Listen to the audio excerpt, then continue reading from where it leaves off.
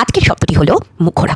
দেখবে আকছার মানুষ একজন আরেকজনকে বলে থাকে যে ও তো খুব মুখরা, ওর সঙ্গে বাবা লাগতে যাস না, কি বলতে কি বলে দেবে। আমি বলি কি, এই ভয়টি মানুষের মধ্যে থাকা অত্যন্ত জরুরি। তোমাকে যেন চট করে কেউ কিছু বলতে না পারে, তাদের মনে যেন একটা ভয় কাজ করে যে একটা কথা বলতে গেলে 10টা কথা শুনে আসতে পারি। খুব সত্যি কথা, আমি ভালো হই, ঠিক হই, ভুল হই, খুব ভুল হই, বা একদম চমৎকার হই, আমার একটা সার্টেন বয়সের পরে কারোর কাছ থেকে কিছু উপদেশ নেওয়ারই নেই। আমি যদি উপদেশ নিতে চাই, আমি আস্ক করব আমাকে বলো, তারপরেই সেটা দেওয়া ভালো। অহেতুক অযাচিতভাবে আমি শুধু বয়সে বড়, সম্মানে বড় বলে কাউকে উপদেশ দিতে চলে যাওয়াটা এই এখনকার সময় দাঁড়িয়ে খুব ইল প্র্যাকটিস। আমি মনে করি এই ইল প্র্যাকটিস থেকে বিরত থাকাই উচিত। আর কিছু কিছু মানুষ তো থেকেই থাকে যে তুমি ঠিক করো ভুল করো, তারা অহেতুক জাজমেন্টাল হয়ে পড়ে তোমার বিষয়। তুমি কত মোটা, তুমি কত রোগা, তুমি কেন সেই লেভেলে উপার্জন করছো না, তোমার এখন কি করা উচিত, কিভাবে তোমার স্কিন কেয়ার করা উচিত, তুমি তাকে জিজ্ঞেস করনি, বা সেগুলো রেকমেন্ড করার মতো নিজেই সেই পজিশনে নেই, অথচ সেই লোকের সামনে তোমাকে হিউমিলিয়েট করার জন্য কথাগুলি বলে থাকবে।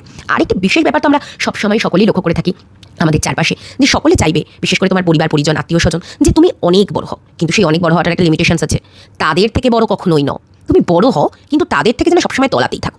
এবার ধরো কোনো কারণে তুমি খুবই তলা থেকে বিলং করো আর্থসামাজিকভাবে, কিন্তু হঠাৎ করে তুমি এস্টাবলিশ হয়ে গেলে, তুমি কিছু করতে শুরু করলে, সমাজে তোমার একটু আধটু নাম ডাক হলো, তোমার সম্মান হলো, সেটা কিন্তু তারা কখনো ঠিক চোখে নেবে না, তারা তোমাকে বেকা মন্তব্য করবে। এবার তোমার কাছে কি, তুমি যেহেতু খুবই নিচু আর্থসামাজিক পরিবেশ থেকে উঠে এসেছো এবং একসময় হয়তো তাদের কাছ থেকে তুমি হেল্পও নিয়েছো, পরিবার পরিজন আত্মীয় স্বজন বলে, তোমার মাথা তাদের পায়ের তলায় বিকিয়ে রাখতে হবে। তুমি কিন্তু মাথা তুলে একটি কথাও বলতে পারো না, তাহলে তুমি মুখরা। আমি বলি কি, মুখরা হও।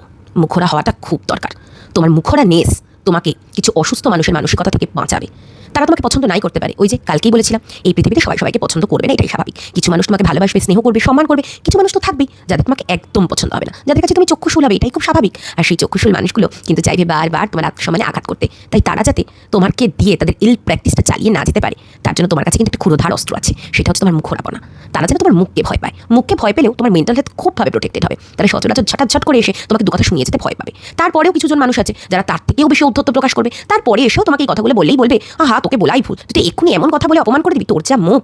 সত্যি সত্যি তাদেরকে এমন কথা বলো এবং এতটাই মুখ করো তোমার মুখরা মুখ দিয়ে, যাতে তাদের মেন্টাল হেলথ কমায় চলে যায়। এবং সত্যি সত্যি তাদের কাউন্সিলারের কাছে গিয়ে কাউন্সিলিং করাতে হয়, অন্তত কয়েকটা সিটিংস তো নিতেই হয়, এটা কিন্তু খুব দরকার। এরপরে কয়েকটা ম্যান্ডেটারি কথা বলে রাখি। মুখরা হওয়া আর এড়ে তর্ক করা কিন্তু এক জিনিস নয়। মুখরা মানে এইটাই আমি বুঝি, যার রেসপেক্টে এতগুলো কথা বললাম, যে নিজের একটা স্ট্রং পয়েন্ট এবং স্ট্রং আইডেন্টিটি থাকবে, এবং আমার এখতিয়ার, আমার জায়গা, আমার পার্সোনাল স্পেসে ঢুকে কেউ আমাকে হন্ট করতে চাইলে বা টন্ট করতে চাইলে তাকে আমি ছেড়ে কথা বলবো না। মুখরা হওয়া কিন্তু আমি তাকেই বুঝি। তো বিমুখরা, প্রাউড টু বিমুখরা, এতে তুমি ভালো থাকবে। দেখবে এর জন্য তোমার আশেপাশে ভিড় হালকা হয়ে গেছে, প্রচুর মানুষ তোমার থেকে একটা সেফ ডিস্টেন্স মেনটেন করছে, বা এতটাই ডিস্টেন্স মেনটেন করছে যাতে তুমি ত্রিসীমানায় আর দেখতে পাচ্ছ না। এই ভিড় হালকা হওয়া দরকার, বেশ ভালো লাগে, ফুরফুরে লাগে। তো proud to be Mukhra, happy day. ও আরেকটা কথা বলে রাখি, মুখরা মানুষদের কিন্তু মনটা একটু বেশি ভালো হয়। এটা যেন কোন কোন পরিসংখ্যানে বেরিয়েছিল।